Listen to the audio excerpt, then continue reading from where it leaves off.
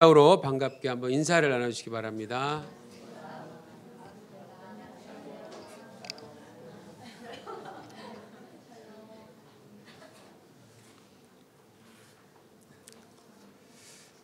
뒤에 혹시 그 지영 형제 부부하고 빌리 형제 부부 왔나요? 빌리 형제도? 예. 오케이. 그 어제 많은 분들이 아시는 것처럼 우리 송지형 형제와 그다음에 그 미카 자매의 결혼식이 주님의 은혜 가운데 아주 잘 진행되었습니다. 다시 한번 축하드리고요. 또 우리 주님께도 감사를 드립니다. 이 시간에는 우리 지영 형제하고 우리 미카 자매의 세 부부가 나오셔서 인사를 좀 드리는 시간을 좀 먼저 갖겠습니다. 먼저 두 분 나오셔서 함께 인사를 좀 나눠주세요.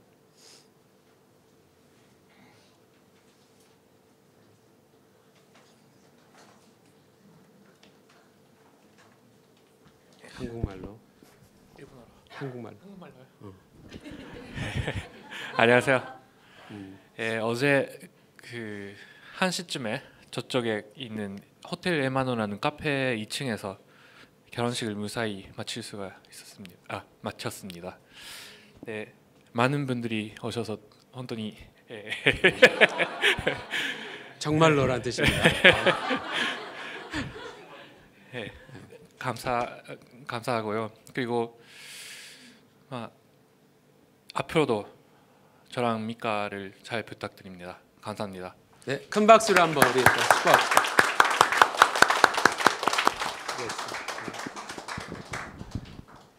네, 그리고 또 하나의 우리 그 반가운 커플을 좀 소개해드리려고 하는데요. 혹시 뒤에 왔나요? 네, 여러분 빌리 형제 기억하세요? 네, 베트남 형제. 빌리 형제가 아내를 데리고 일본으로 신혼여행을 왔는데 와서 이제 또 일부러 주일을 또 포함을 해서 우리 교회에서 같이 예배를 드리려고 일부에 왔었습니다. 그리고 빌리 형제라는 우리 빌리 형제는 한 2년 전에 일본어를 배우기 위해서 일본으로 유학을 와서요. 한 2년 정도 약 2년 정도 있었는데 그때 베트남에서 제가 아는 목사님이 그 형제를 저희한테 소개를 시켜줬어요. 그때는 빌리 형제가 크리스찬이 아니었어요. 그 교회의 어떤 여자 집사님이에게 일본어를 배우고 있던 중이었어요. 우리 빌리 형제가. 근데 저희 교회에 소개를 시켜줘서 와서 아사 목사님과 그리고 저하고 같이 이제 계속 그 교육을 하면서 예수님도 믿고 그리고 침례까지 세례까지 받고 그리고 나서 작년에 이제 베트남으로 돌아갔었습니다. 갔는데 또 그 지역에 마침 또 베트남 교회가 있는 거예요.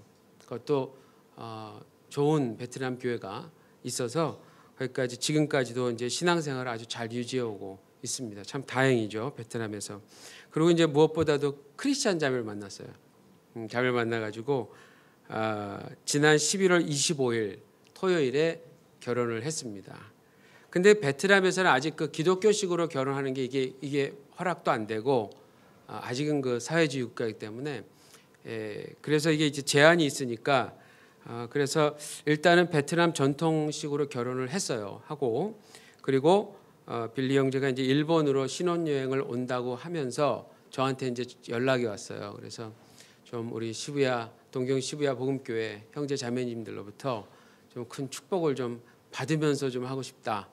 그래서 사실은 오늘 1부 때 이제 갑작스럽게 준비가 돼서 그 서약하는 부분, 그 부분만 많은 축복을 받으면서 진행을 했습니다. 그래서 이 아내의 이름은 이제 베트남식으로 하면 어려워서 우리가 발음을 못해요. 근데 영어 이름들이 있어요. 그래서 보면 빌리고 안젤라예요. 쉽죠? 네, 안젤라 부부가 나와서 여러분께 좀 감사 인사를 드리도록 하겠습니다. 빌리, would you come here?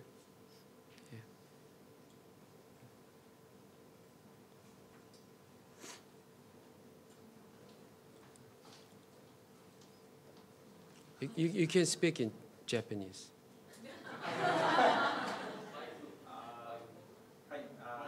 마이크. 皆さんこんにちは。ビリーと言います。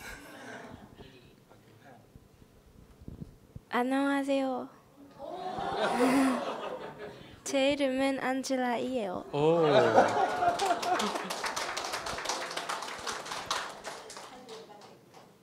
아이사츠.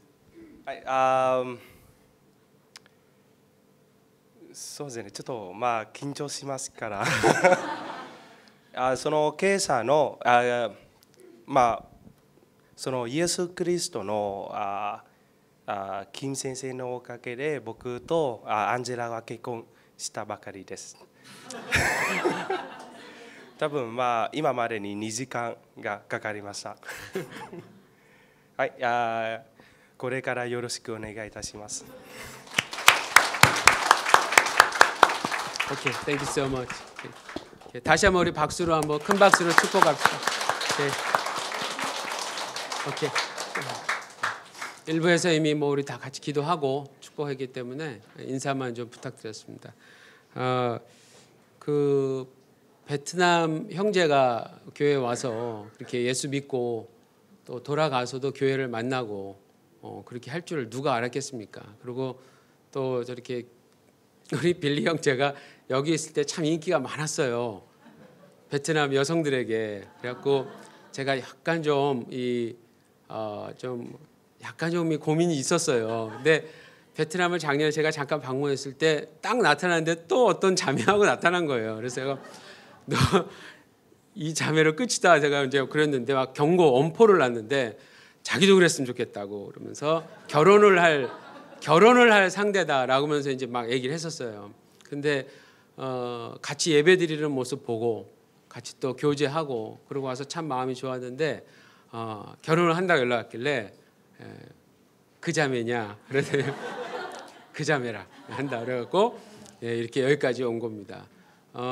부모님도 빌리 형제가 지금 예수 믿고 교회를 그 지역 교회를 가는 것을 다 알고 있고요. 다 이야기를 했고 지금 다 허락하에 그렇게 신앙생활을 지금 잘 하고 있습니다.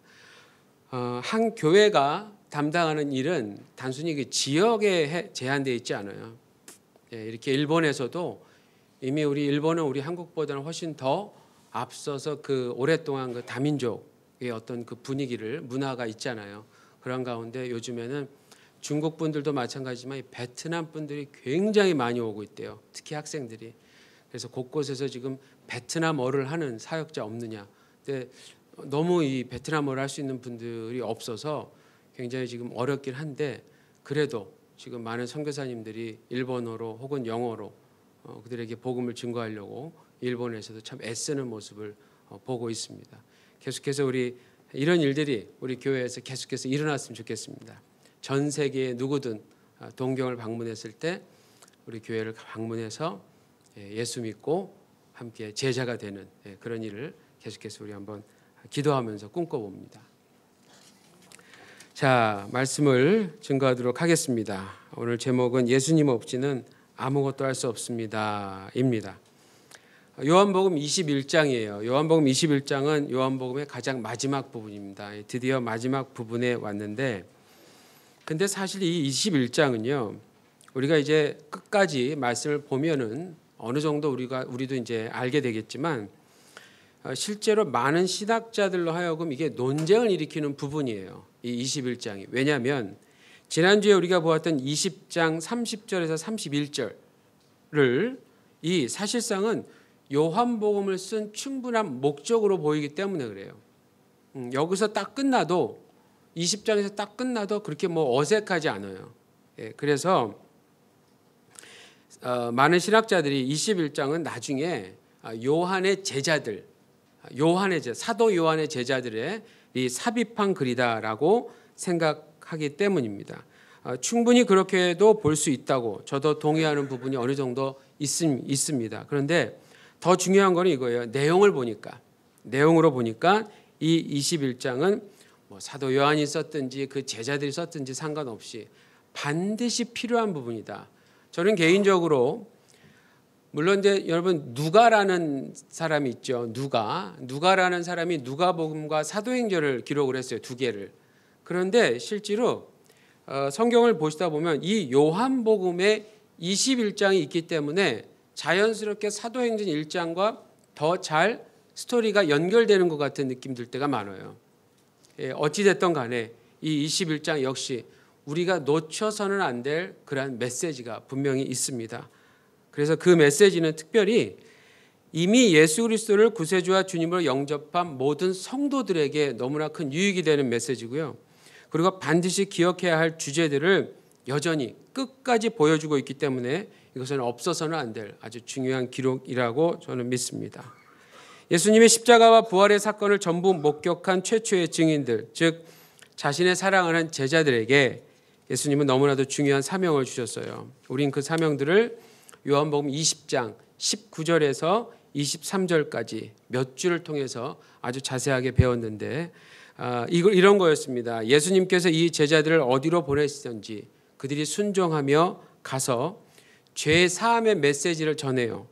그리고 그로 인해서 진정한 샬롬을 이루는 공동체, 즉 교회를 이루는, 예수님의 몸인 교회를 이루는 일들을 이루어야 한다라고 하는 이 중요한 임무를 주신 겁니다. 근데 우리가 계속해서 이 사도 요한의 기록을 통해 볼 때, 특별히 부활 이후의 기록을 통해 볼 때 알 수 있는 한 가지가 있는데요. 뭐냐면 부활하신 예수님이 자신의 제자들과 늘 함께 계시지 않으셨다는 점이에요. 그러니까 십자가에 죽으시기 전까지는 늘 제자들과 함께 계셨어요. 그런데 부활하신 후에는 항상 그들과 함께 계시지는 않으셨습니다. 그러나 동시에 반드시 기억해야 할 점이 있는데요. 비록 눈에 보이도록 항상 함께 계시지는 않았지만 일단 제자들 앞에 예수님이 딱 나타나시면 무언가 중요한 메시지를 주셨다라고 하는 것입니다. 예를 들면 예수님이 부활하신 그날에 엠마오로 가던 두 제자가 있었어요. 엠마오라는 어떤 동네로. 근데 그들에게 예수님이 다가가셔서 이야기를 하셨고 구약의 말씀을 통해서 특별히 메시아가 고난을 받고 나서 다시 살아나야 할 것, 그의 영광이 들어가야 할 것, 이런 것들을 자세히 설명해 주셨고요.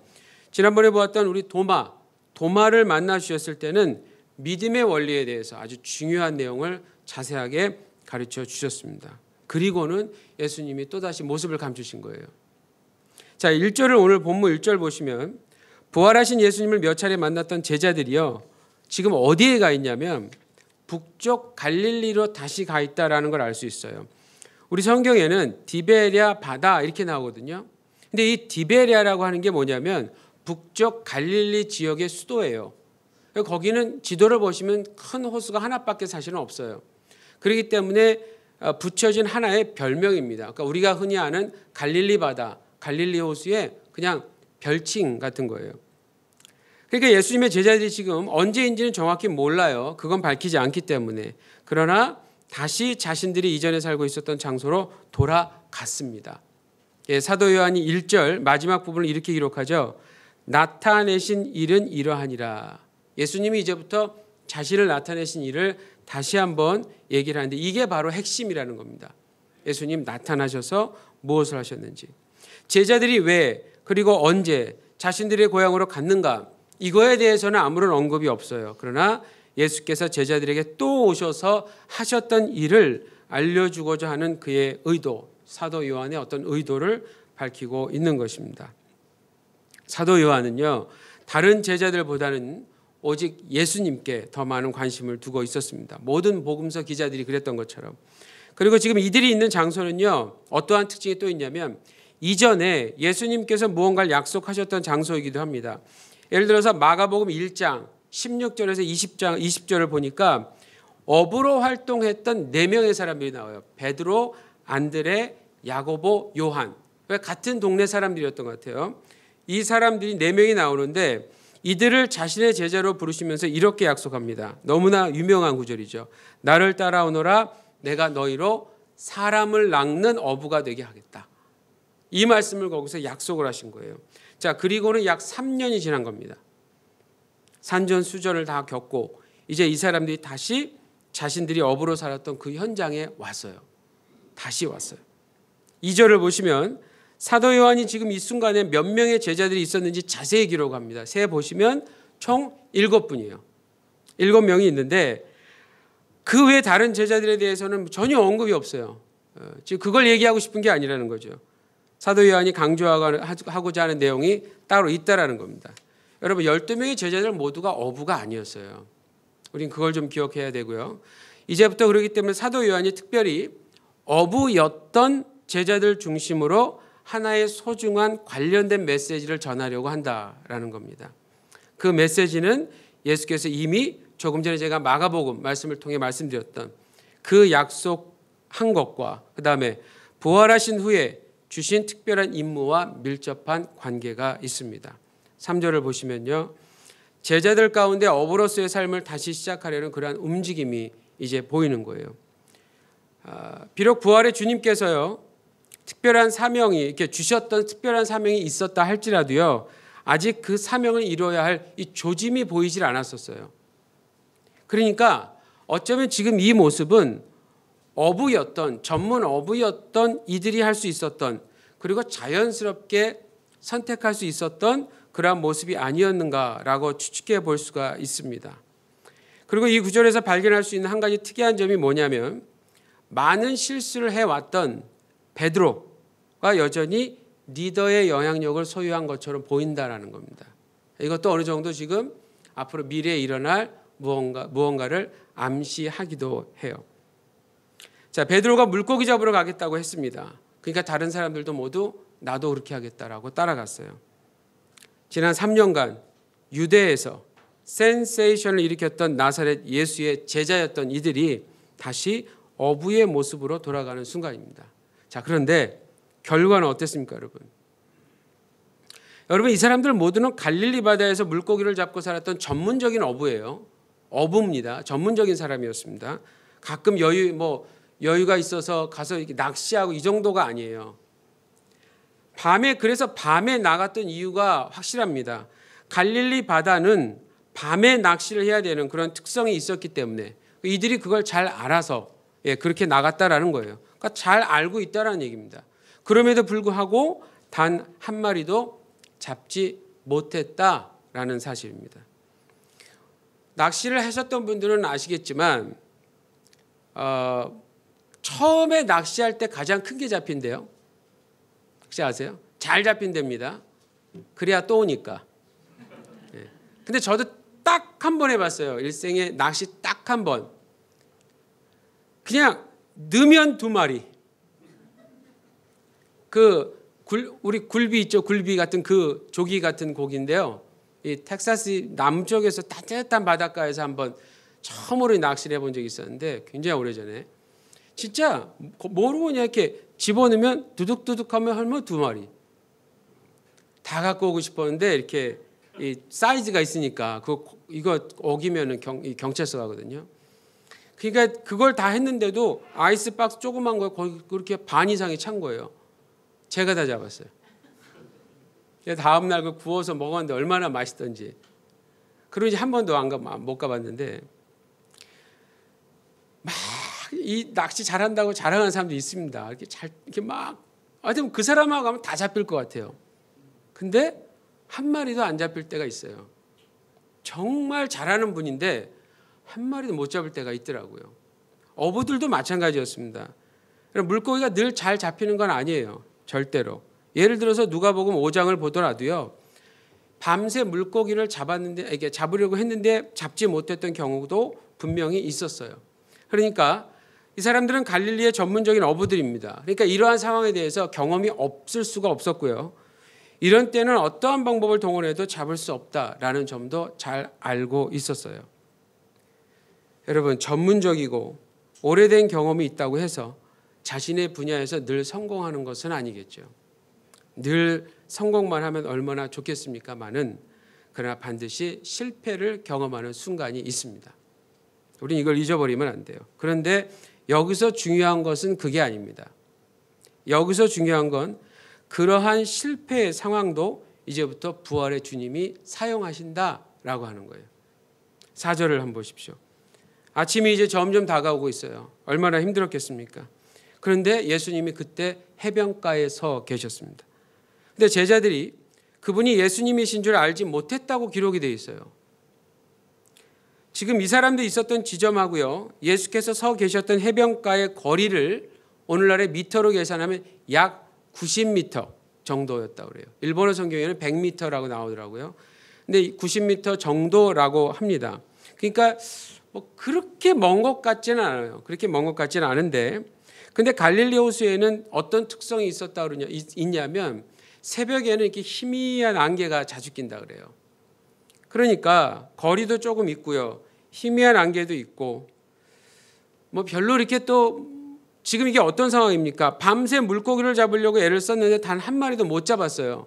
그러니 누가 오는 게 뭐 반갑겠어요? 그거에 뭐 이렇게 누구다 뭐 이렇게 뭐 이게 신경 쓰이겠습니까? 한 마리라도 더 잡으려고 뭐 그냥 노력을 신경이 막 거기에 몰두하고 있는 이런 상황에서 누가 왔는지 신경 쓸 겨를조차 없을 정도로 지쳐 있었던 것으로 보여요. 중요한 건 지금 이 상황이 결코 긍정적인 상황은 아닌데 이때 주님이 오셨다는 겁니다. 이때. 그리고 물어보십니다. 5절을 보십시오. 얘들아, 너에게 고기가 있느냐? 근데 이게 이제 원어나 일본어 성경에는 그렇게 나와 있던데 이것이 이제 부정형의 질문이에요. 사실은 얘들아, 너에게 고기 없지? 이렇게 물고기 없지? 이렇게 물어보시는 겁니다. 그러니까 예수님께서 제자들이 물고기를 잡지 못한 것을 이미 아신 상태에서 물어보셨다는 의미가 돼요. 제자들의 답변은 당연히 없습니다. 없습니다. 없죠. 단 한 마리도 못 잡았으니까. 자, 그때 예수님이 6절에서 이렇게 말씀하시는 겁니다. 그물을 배 오른편에 던져봐. 거기에 그러면 잡혀. 이렇게 얘기하셨어요. 그래서 여기서 예수님이 지금 명령과 약속을 함께 주시고 계시는데 이 말씀을 듣고요, 제자들이 즉각 반응을 했어요. 던지라는 쪽에 그물을 던졌습니다. 결과가 어떻게 됐습니까? 7명의 힘센 전문 어부들인데 이 어부들도 그물을 들 수 없을 정도로 그렇게 무겁게 고기가 많이 잡혔어요. 11절을 먼저 보시면 큰 물고기 153마리가 잡혔대요. 조그만 거 아닙니다. 큰 물고기래요. 큰 물고기. 한 가지 특이한 점이 또 발견되는데요. 해변가에 서 계셨던 분이 예수님이신 줄 몰랐다고 하는데 왜 그분의 명령에 순종했는가입니다. 근데 아쉽게도 사도 요한은 그 점에 대해서는 아무런 언급을 안 해요. 안 하고 사도 요한이 지금 강조하는 건 뭐냐면 즉각 반응한 것에 대한 놀라운 결과만 제공해주고 있다는 거예요. 즉각 반응한 것에 대한 놀라운 결과. 그러니까 이 부분에서 사도 요한의 관심이 뭐냐? 순종한 그 결과에 더 집중되어 있다라고 하는 것입니다. 전문적인 어부들이 할 수 없는 일을 부활하신 예수님께서 이루셨습니다. 왜냐? 예수 그리스도는 모든 피조물을 통치하시는 전능하신 창조주 하나님이시기 때문에 그래요. 물고기를 창조하신 창조주는요, 언제든지 그 물고기에게 명령을 내리실 수 있는 전능자이십니다. 그래서 우리는 오늘도 성경의 기록을 통해서 예수 그리스도가 창조주 하나님이시다라고 하는 것을 또 목격하고 있죠. 그런데 동시에 그러한 속성을 빨리 알아차린 사람이 있었는데 7절을 보십시오. 예수께서 사랑하시는 그 제자 사도 요한이었어요. 사도 요한이 빨리 눈치를 채고 자신들에게 명령하신 분이 주님이다, 우리의 주님이다라고 이제 다른 제자들에게 알리니까 자, 그 말에 가장 빨리 반응한 우리 형님, 예, 여기보다 몸이 더 빨리 움직이는 우리 형님, 베드로 형님께서 이 옷을 벗은 아마 이제 물고기를 잡으니까 이제 뭐 겉옷 이런 것들은 다 이렇게 벗어 제끼고 이렇게 이제 잡고 있다가 예수님이다 하는 소리를 들으니까 겉옷을 입고서는 이게 그냥 배를 밀고 가기가 아마 그 무거워서 그랬던 것 같아요. 그리고 이제 마음도 급했고 그러니까 그냥 바다로 뛰어내려갔고 막 예수님께로 먼저 가고요. 그리고 보십시오. 나머지 제자들은 8절을 보시면 잡은 물고기를 이 그물채, 배에도 못했어요. 그물채 배로 이렇게 같이 끌고 간 거예요. 여기까지가 오늘 본문에서 보여주는 장면입니다. 오늘 본문에서 우리가 좀 눈여겨봐야 할 부분이 있어요. 뭐냐면 예수님이 함께 계시지 않았을 때와 예수님이 함께 계셨을 때의 차이점입니다. 예수님이 함께 계시지 않았을 때와 예수님이 함께 계셨을 때의 차이점. 예수님의 제자들에겐 예수님이 있을 때와 없을 때, 즉 예수님의 임재를 인식할 때와 예수님의 임재를 인식하지 못할 때의 차이가 엄청나다라는 것을 우리가 좀 주목을 해야 됩니다. 어부들이었던 오늘 본문 속의 제자들에 대해서 여러분 다시 한번 잘 한번 생각해 보세요. 아무리 물고기 잡는 일의 전문인이었다 할지라도요, 자신의 전문성이 통하지 않을 때가 분명히 있었습니다. 사실 이 세상에 살고 있는 어떤 사람이든지 그러한 순간은 다 경험할 겁니다. 그러나 예수님의 제자가 된 순간부터는요, 예수님의 제자가 된 순간부터는 더 이상 그러한 실패가 있을 때 그 상황을 있을 수도 있지라는 일로 단순하게 여겨서는 안 돼요. 예수님의 제자로서 살아가기로 한 순간부터는 더 이상 자신의 전문성이 자신의 삶을 이끌어가는 요인이 되지 않기 때문입니다. 아무리 전문적인 직업, 놀라운 재능, 이거 다 같이 있는 겁니다. 필요한 건 맞아요. 지녔다 할지라도 일단 예수님의 제자가 된 후부터는 그 전문성과 재능까지도 예수님 자신의 나라를 확장하는 일에 사용하실 부활하신 예수님과의 그 동행하는 것, 동행의 유무가 핵심이 되는 거예요. 내 전문성과 재능이 아니라 자신을 제자로 삼아주신 예수님과의 그 실질적인 동행, 함께 가는 그것이 있느냐 없느냐에 따라서 예수님께서 주신 그 사명의 완수가 결정되는 겁니다. 예수님의 제자가 되기 전에는 물고기를 많이 잡았다는 소리를 꽤 많이 들었을지도 몰라요. 그러나 일단 예수님의 제자가 된 후에는, 일단 예수님의 제자가 되었다면 물고기를 잡기 위해서 명령과 약속을 함께 주시는 예수님의 말씀이 있어야 가능하다라는 것입니다. 요한복음 21장 14절을 먼저 보시면 이 사건이 부활하신 예수께서 자신의 제자들을 세 번째 만나주신 거라고 기록했어요. 자, 자신의 제자들을 세 번째 만나주신 이 사건에서 발견하는 첫 번째 메시지가 뭐냐? 바로 오늘 제목입니다. 예수님 없이는 아무것도 할 수 없다입니다. 누구에게요? 예수님의 제자들에게. 예수님의 제자들에게. 그러고 보니까 예수님이 뭐라고 한번 말씀하셨냐면 요한복음 15장 5절에서요. 이런 말씀하신 적이 있어요. 요한복음 15장 5절인데 나는 포도나무여 너희는 가지니, 유명한 말씀이죠. 저가 내 안에, 내가 저 안에 있으면 이 사람은 과실을 많이 맺나니 나를 떠나서는 너희가 아무것도 할 수 없음이니라. 이미 예수님이 다 얘기를 하셨어요. 떠나면 할 수 없대요. 하나 예수님의 임재를 인식하지 못하는 상태에서 무언가를 기대해도 소용이 없다는 얘기입니다. 근데 이 제자들이야 바로 그 점을 아주 자연스럽게 오늘 체험을 했어요. 여러분, 고기가 잡힐 것을 예상했기 때문에 나갔겠죠. 그리고 이왕이면 늘 고기가 잘 잡히는 지역들을 찾아가겠죠. 아무것도 모르는 새로운 지점을 찾아가진 않을 겁니다.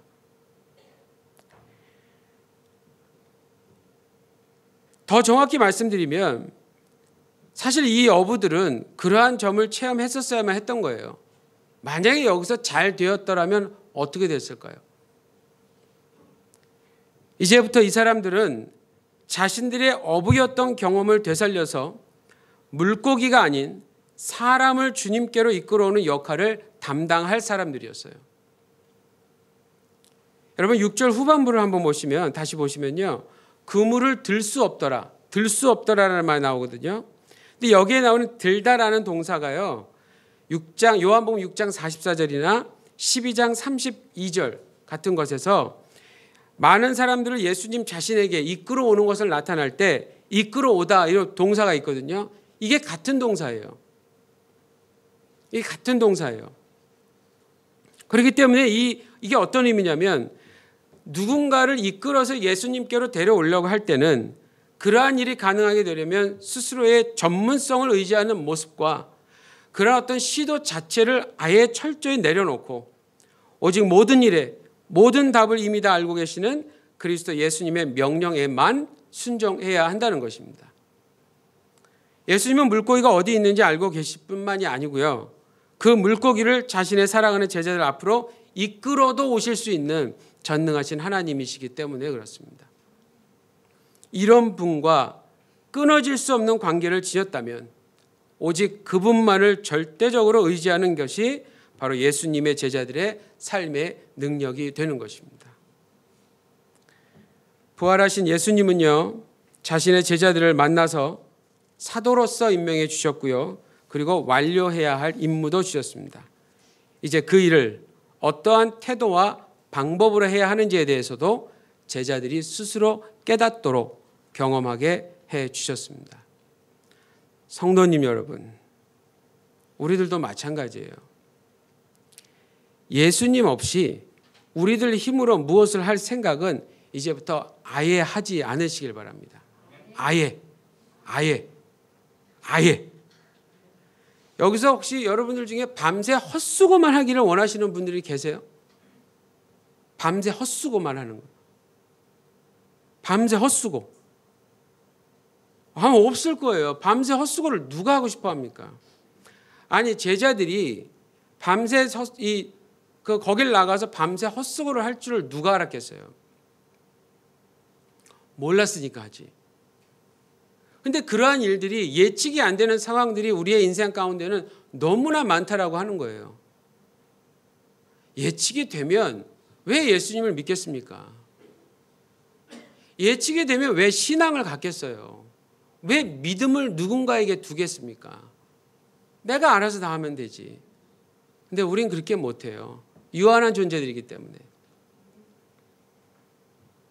유한한 존재인 우리가 무한한 정말 그 예수님, 그분의 능력을 비교가 안 되잖아요.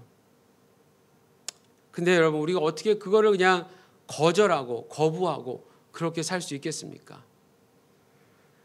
예수님의 말씀 한마디면 밤을 새워야 하는 수고도, 그러고도 아무것도 얻지 못하는 허무함도 다 해결해 줄 수 있습니다. 예수님 정말 한마디만 하셨어요. 오른쪽에 던져라. 그러면 잡힌다. 그대로 했습니다. 엄청나게 잡혔어요. 그렇기 때문에 우리가 최선을 다해야 할 것이 무엇입니까? 어디에 있든지 어떤 일을 하고 있든지 간에 예수님의 임재 안에서 머무르면서 그분의 말씀을 듣고자 귀를 기울이는 겁니다. 그럴 때만이 우리의 인생 속에서 그분이 원하는 열매를 많이 맺을 수 있게 됩니다. 그렇기 때문에 예수님 없이 무엇을 할 생각은 처음부터 버리십시오. 처음부터 버려주십시오. 여러분, 예수의 제자를 할지라도요, 예수님 없이는 철저한 실패를 경험할 수 있습니다. 저는 우리 모든 성도님들이 이러한 불필요한 실패를 경험하지 않으시기를 간절히 바랍니다. 주님은 어제나 오늘이나 영원토록 우리와 함께 그리고 우리를 통해서 일하시기를 원하시고 계십니다. 저는 우리 모든 성도님들이 오직 이런 식으로만, 오직 우리 주님이 원하시는 그 방식대로만 진정으로 성공적인 삶을 살아가기를 예수님의 이름으로 축복합니다. 기도하겠습니다. 주님, 예수님을 믿고 따라가기는 하지만 여전히 내 삶을 내 의지대로 움직이려고 하는 모습이 있습니다. 유한한 내 자신과 무한한 예수님을 비교하는 것 자체가 말이 되지 않는다는 것을 알면서도 실제로 삶 속에서는 그러한 시도를 많이 하고 있는 우리 자신들을 발견합니다. 오늘 본문의 제자들의 모습은 바로 우리의 실패의 모습을 그대로 재현하고 있습니다. 그러나 부활의 주님께서 그러한 실패를 경험했던 그들에게 전혀 의외의 결과를 가져다 주신 것처럼 우리들에게도 그러한 결과를 가져다 주실 것을 믿습니다. 그 일을 위해 오직 주님만을 의지하며 내 것을 의지하지 않도록 도와주시고 우리 각자에게 주신 재능과 직분 등을 주님 나라의 확장을 위해 모든 것을 다 사용할 수 있도록 인도하여 주시옵소서. 감사드리며 예수님 이름으로 기도합니다. 아멘.